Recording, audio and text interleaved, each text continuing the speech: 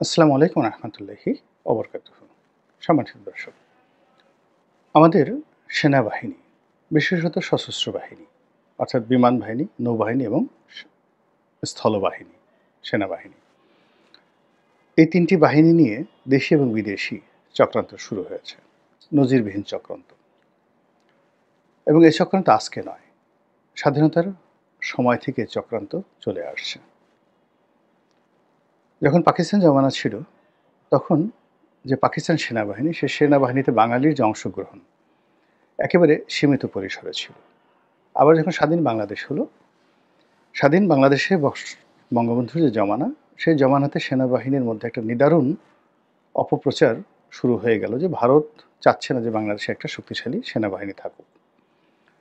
২ নম্বরে যখন বঙ্গবন্ধু রক্ষী বাহিনী নামক একটি প্যারামিলিটারি বাহিনী গঠন করলেন, তখন কি হলো, এই যে সেনাবাহিনী, সেই সেনাবাহিনীর মধ্যে নানা রকম বিভ্রান্তি ছড়িয়ে পড়লো যে আসলে বঙ্গবন্ধু সেনাবাহিনীটাকে ডিসব্যান্ড করার চেষ্টা করছেন। এবং ওই সময়টিতে রক্ষী বাহিনীর অত্যাচার, কর্মকাণ্ড, পুলিশের অতিরিক্ত বাড়াবাড়ি বঙ্গবন্ধুর জমানাতে, এবং সেখানে পুলিশের অনেক কর্মকর্তা যারা বঙ্গবন্ধুর সঙ্গে খুব ভালো সম্পর্ক রক্ষা করতেন, তাদের যে দাপট, সেই দাপটের কারণে সেনাবাহিনীর যে উর্দি, সেই উর্দিতে বলতে গেলে আঘাত লেগেছিল। এবং প্রায় সকল সেনা সদস্যই মনে প্রাণে সরকারের কর্মকাণ্ডের উপর বীতশ্রদ্ধ ছিল। ৭৫ 15 আগস্টের পর যখন একটা পরিবর্তিত পরিস্থিতি এলো, সেই পরিবর্তিত পরিস্থিতিতে একেবারে ১৯৭৫ সনের আগস্ট মাস থেকে নভেম্বর মাস পর্যন্ত, ৭ই নভেম্বর পর্যন্ত সেনাবাহিনীর অস্তিত্ব নিয়ে যে ঘটনা ঘটেছে, এটি মানে দক্ষিণ পূর্ব এশিয়াতে অন্য কোনো সেনাবাহিনীর ভাগ্যে এই ঘটনা ঘটেনি। পুরো সেনাবাহিনী বিভক্ত হয়ে গেছিল অনেকগুলো গ্রুপে।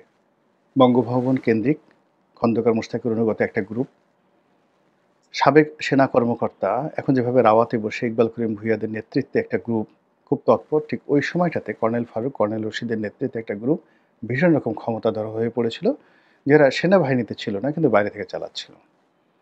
কর্নেল তাহের, তিনিও সেনাবাহিনীর বাইরে থেকে আরেকটি গ্রুপ পরিচালনা করতেন, অসম্ভব রকম শক্তিশালী ছিলেন। খালেদ মোশাররফের নেতৃত্বে একটা গ্রুপ সেখানে ছিলেন, এবং তারা শেষ পর্যন্ত একটা কু করে বসলেন।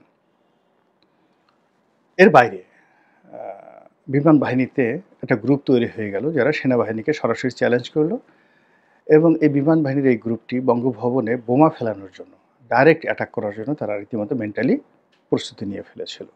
নৌবাহিনীর কথা আমি বলতে পারবো না। এর মধ্যে যখন শহীদ প্রেসিডেন্ট জিয়াউর রহমান দৃশ্যপটে এলেন, তখনও প্রায় বছর খানিক সেনাবাহিনীর মধ্যে অসহল অবস্থা চলেছিল। তিনি প্রাণান্ত চেষ্টা করে এখানে একটা কমান্ড ফিরিয়ে আনার চেষ্টা করেছিলেন, এবং এর ফলে সেনাবাহিনীর ভিতরে অসংখ্য কু হয়েছিল। এই যে বিভেদ এবং বিসংবাদ, এই কথাগুলো বললাম এই কারণে যে এটা এরকম একটা বাহিনী, স্পর্শকাতর সামরিক বাহিনী, এটা যুগে যুগে এখানে আপনি যদি একটা টোকা দেন ১০০ বছর আগে, সেই টোকাটা কিন্তু ১০০ বছর পর্যন্ত থেকে যায় এবং ধীরে ধীরে এটা ক্যান্সার আকারে দেখা দেয়।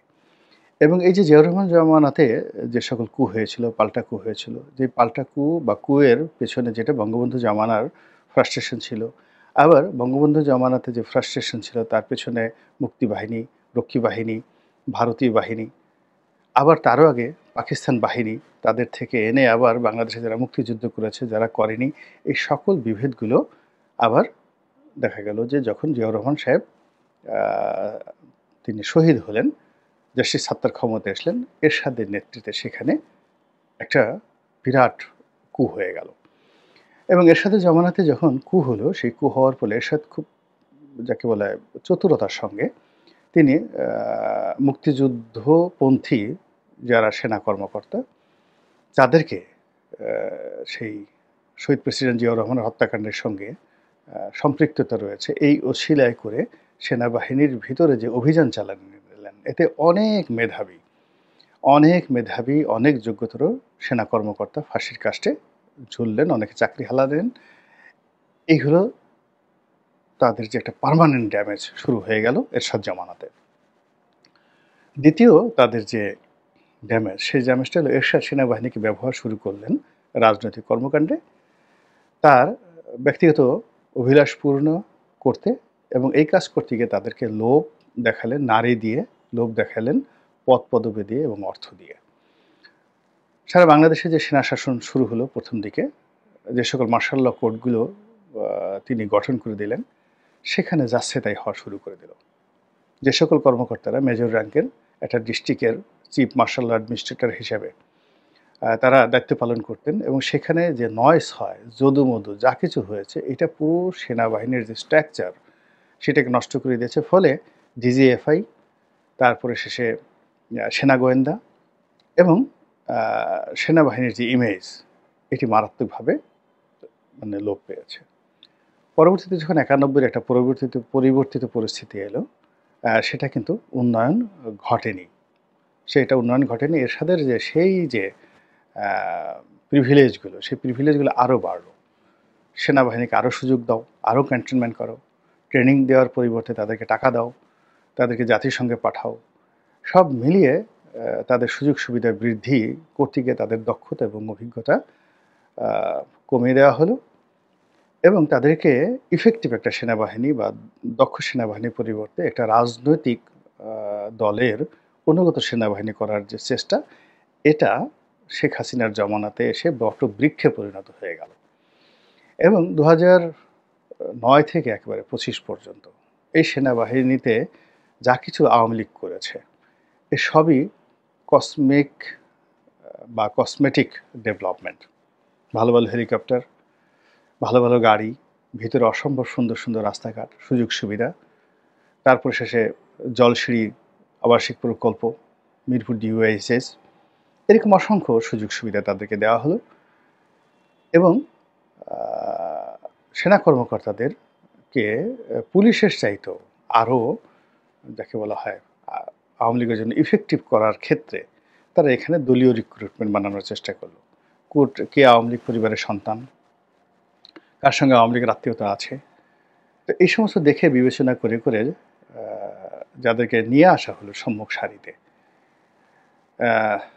তারা সবাই আসলে সেনাবাহিনীর যে ঐতিহ্য, সেই ঐতিহ্যটিকে ধ্বংস করার কাজে বেশি সচেষ্ট ছিল। আরও একটা বিষয়, অর্থাৎ জাতিসংঘে যারা গিয়েছেন তারা এবং র্যাবে যারা এসেছেন তারা, এবং এর বাইরে সিভিল অ্যাডমিনিস্ট্রেশনে যাদেরকে বের করে আনা হয়েছে, বিভিন্ন যাকে বলা হয় ভূতাপেক্ষা নিয়োগ বলেন, কিংবা যাদেরকে প্রেষণে মানে সেনা কর্মকর্তা কিন্তু ঢাকা মেডিকেল কলেজে নিয়োগ দেওয়া হয়েছে, সেনা কর্মকর্তা কিন্তু রাজুকে নিয়োগ দেওয়া হয়েছে। তো এরকম বাইরে সেনা কর্মকর্তাদেরকে যাদেরকে বের করে আনা হয়েছে, তারা সেনাবাহিনীর ভিতরে গিয়ে সেনাবাহিনীর সর্বনাশ করেছেন। কেননা এখানে এসে তারা পেটকে স্ফীত করেছেন, পকেটকে ভারী করেছেন। ব্যতিক্রম যে নাই, অনেকই ব্যতিক্রম আছে, কিন্তু বেশিরভাগ ক্ষেত্রে এই অভিযোগগুলো প্রবল। তো সেই অবস্থায় সেনাবাহিনীর কাছ থেকে আমরা শুধু আশা করেছি, তাদেরকে বিভিন্ন সময় তোয়াজ করেছি, তদবির করেছি, আমাদের দেশপ্রেমিক সেনাবাহিনী বলেছি, এগুলো বলেছি ভয়ে, যে সেনাবাহিনীর হাতে লাঠি আছে, যদি ভালো মতো না বলি ধরে নিয়ে যাবে, ডিজিএফআই নিয়ে আচ্ছা মতো আয়নাঘরে ঢুকিয়ে দেবে। কিন্তু অন্তর থেকে আসলে সেনাবাহিনীর কাছে আমাদের ওরকম আশা আকাঙ্ক্ষা ছিল না। আমরা মনে করেছিলাম যে বেনজিরের সাথে আজিজ সাহেবের কোনো পার্থক্য নেই, পুলিশের সাথে সেনাবাহিনীর কোনো পার্থক্য নেই, সবই হাসিনা লীগ হয়ে গেছে, সবই হাসিনার লীগ হয়ে গেছে। কিন্তু যখন জেনারেল ওয়াকারুজ্জামান এই আগস্ট মাসে এসে দরবার ডাকলেন এবং শেখ হাসিনার বিরুদ্ধে অবস্থান দিলেন, মুহূর্তের মধ্যে সারা বাংলাদেশের যে জনমত, শ্রদ্ধা, ভালোবাসা, এটা এই ভদ্রলোকের উপর গিয়ে আপতিত হলো। তারপর সেনাবাহিনীর প্রতি মানুষের একটা আস্থা এবং বিশ্বাস চলে এলো এবং যখন সেনাবাহিনীর প্রত্যক্ষ সহযোগিতায় অন্তর্বর্তীকালীন সরকার গঠিত হলো, তখন ডক্টর মোহাম্মদ ইউনূস এখানে দায়িত্ব নিলেন এবং তিনিও অনেক দিন থেকে জনপ্রিয়।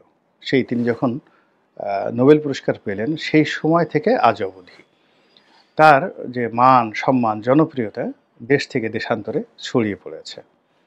আবার অন্যদিকে সেনাবাহিনীর এই যে এরকম একটা বিরূপ অবস্থা, যেটা একবারে ৭২ থেকে বা ৭১ থেকে শুরু করে 2025 সনের 24 সনের একেবারে আগস্ট পর্যন্ত চলে আসছিল, ঠিক সেই জায়গাটিতে হঠাৎ করে আগস্ট মাসের 5 তারিখে এসে জেনারেল ওয়াকারের নেতৃত্বে এটি নেপোলিয়ন বোনাপার্টের সেনাবাহিনী রূপে পরিচিত হয়ে গেল। তো যেটা হয়, এক বনে দুই বাঘ থাকে না, দুই বাঘ থাকে না, এবং সময়ের প্রয়োজনে একজন আর একজনকে সহযোগিতা করে, কিন্তু পরবর্তীতে তারা আবার শত্রু হয়ে যায়। তো এখন সমান্তরালভাবে জেনারেল ওয়াকার এবং তার অনুগত যারা সেনাবাহিনী রয়েছেন তারা সরকারকে সহযোগিতা করে যাচ্ছিল, আর সরকারও তার প্রয়োজনীয় লোকজন সহযোগিতা নিয়ে তারা তাদের অভীষ্ট লক্ষ্যে এগিয়ে যাচ্ছিল। কিন্তু একে অপরের প্রতি যে কোনো কারণেই তারা সন্দিহান ছিল, একে অপরের প্রতি ঈর্ষান্বিত ছিল। ওয়াকার সাহেব মনে করতেন বা করেন যে আমি তো নিজে ক্ষমতায় নিইনি, আমি তাদেরকে বসিয়েছি এবং আমার কথাই জনগণ শান্ত হয়ে তাদেরকে মেনে নিয়েছে। তো কাজেই এখানে আমার একটা অংশগ্রহণ থাকবে, অ্যাটলিস্ট আমার তো একটা অ্যাক্রিডিয়েশন এবং আমার সম্মান, আমার মর্যাদা থাকবে। এক। ২ নম্বর হলো যে যিনি ক্ষমতায় বসেছেন তিনি তার ক্ষমতাকে নিরঙ্কুশ চাইবেন, যে আমি ডক্টর ইউনূস সারা দুনিয়া আমাকে তোয়াজ করে তদবির করে, আমার সম্মান মর্যাদা সেনাবাহিনীর কাছে শেখ হাসিনার জামানাতে সেনাবাহিনী শেখ হাসিনাকে যতটা তোয়াজ এবং তদবির করতো তার চেয়ে অনেক অনেক বেশি তোয়াজ এবং তদবির আমি পেতে পারি। কিন্তু এই যে দুজনের যে মনস্তাত্ত্বিক, এই মনস্তাত্ত্বিক ঘটনায় ধীরে ধীরে দেখা গেল জুন জুলাই আগস্ট তো আগস্ট মাসটা হলো, সেপ্টেম্বর অক্টোবর মাসে এসেই এটা ভেঙে পড়ল। এবং আপনার মনে আছে যে সেনাবাহিনী প্রধান যখন প্রথম বললেন যে 18 মাসের মধ্যে একটা নির্বাচন হতে পারে, তখন এটা নিয়ে সরকার একেবারে তেলে বেগুনে জ্বলে উঠল। বললেন যে এটা তিনি বলতে পারেন না, এটা তার ব্যক্তিগত বিষয়, এটা কেন বলবেন।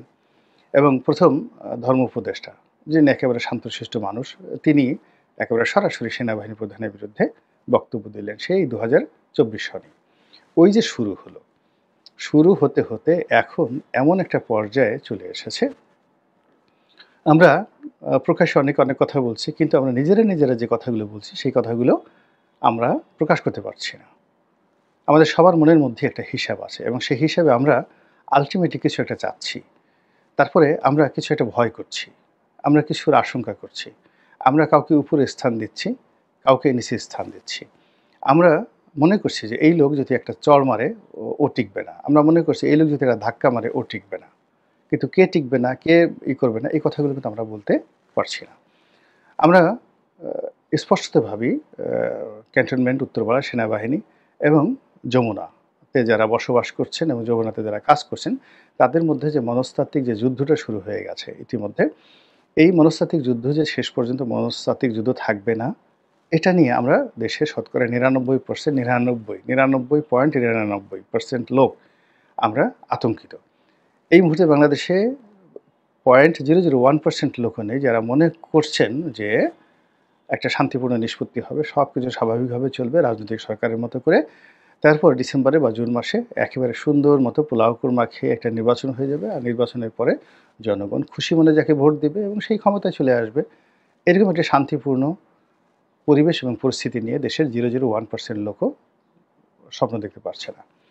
ফলে কি হচ্ছে, সব জায়গাতে আশঙ্কা, সব জায়গাতে স্বপ্নভঙ্গ, সব জায়গাতে হতাশা, ফ্রাস্ট্রেশন ছড়িয়ে পড়েছে এবং নানা রকম গুজব প্রায় প্রতিদিনই সোশ্যাল মিডিয়া থেকে শুরু করে মূলধারার গণমাধ্যম, চায়ের টেবিল এবং বিভিন্ন ক্ষমতার যে কেন্দ্রগুলো রয়েছে সরকারি এবং বেসরকারি, সেই ক্ষমতার কেন্দ্রে নানা রকম অঙ্ক কষাকষি হচ্ছে। যারা পালিয়ে আসছেন তারা উঁকি মেরে দেখার চেষ্টা করছেন যে কে ক্ষমতায় এলো, কে গেল। প্রতি মুহূর্তে এয়ারপোর্টের খোঁজখবর নিচ্ছেন, কারা যায় কারা আসে, পাসপোর্ট অফিসের খোঁজখবর নেওয়া হচ্ছে। তারপর প্রতি মুহূর্তে রাত বিরেতে তারা সেই ব্যালকনিতে দাঁড়িয়ে যার অবস্থা রাস্তার দৃশ্য দেখার চেষ্টা করছেন যে ওখানে গাড়িগুলোর চালচলন কেমন, কোথাও একটা ছোট শব্দ হলে সবাই আতঙ্কিত হয়ে পড়ছেন। ঠিক এইরকম একটি অবস্থা, সেই রকম একটি অবস্থায় সেনাবাহিনী একটি সংবাদ সম্মেলন করলো। যখন এরকম সন্দেহ শুরু হলো, সেই সংবাদ সম্মেলনে তারা যখন বলল যে সরকারের সাথে তাদের কোনো সমস্যা নেই, লোকজন বলল সমস্যা আছে, এই কথা আমরা বুঝি, এই যে আপনারা বললেন যে সমস্যা নেই, এটা তো বলার দরকার নেই। যখন আপনারা বলেছেন ইট মিনস সমস্যা আছে। আপনারা তো কখনো কোনো অবস্থাতেই সংবাদ সম্মেলন ইতিপূর্বে করেননি। শেখ হাসিনার সাথে আপনাদের সমস্যা হয়নি, খালেদা জিয়ার সাথে হয়নি, এরশাদের সাথে হয়নি, কোনো অবস্থাতেই সেই এমনকি বঙ্গবন্ধুর জমানাতে হয়নি যে সেনাবাহিনী তারা সরকারের সাথে সমস্যা নেই এরকমভাবে কথা বলে স্বাধীনতার পরে আজ অবধি তারা একটা সংবাদ সম্মেলন করেছে। ইতিপূর্বে বেশ কয়েকবার অন্তর্বর্তীকালীন বা তত্ত্বাবধায়ক সরকার এসেছে, জাতির অনেক গুরুত্বপূর্ণ বিষয় আসছে, সেনাবাহিনী কথাই বলেছে। যেমন দেখা গেল তাদেরকে দুর্যোগ ব্যবস্থাপনার দায়িত্ব দেওয়া হয়েছে, তারা কথা বলেছে। কিন্তু এইরকম সরকারের সাথে তাদের কোনো দূরত্ব নেই এই বিষয়ে কখনো সেনাবাহিনী তারা নিজেরা আত্মতুষ্টি লাভ করার জন্য জনগণকে বোঝানোর জন্য নিজেরা এগিয়ে এসে সংবাদ সম্মেলন করেনি। যখন আপনারা এই কাজটা করছেন, it means there is a problem.